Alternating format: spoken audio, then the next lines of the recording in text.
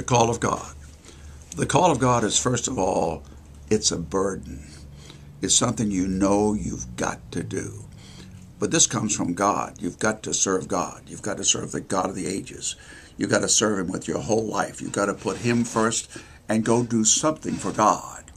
The call of God is between you and God. When you hear a voice, you usually are polite and say yes, and God is called, and you have to say yes.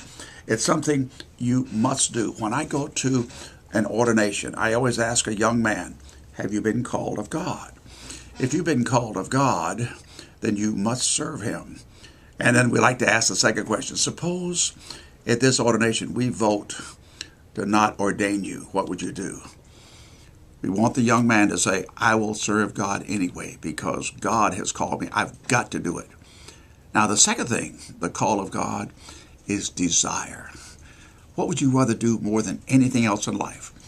If you would rather preach or teach or serve God or help people or counsel or whatever you would do, that's the call of God. If you've got to do it and you want to do it, those things are like a mighty handshake.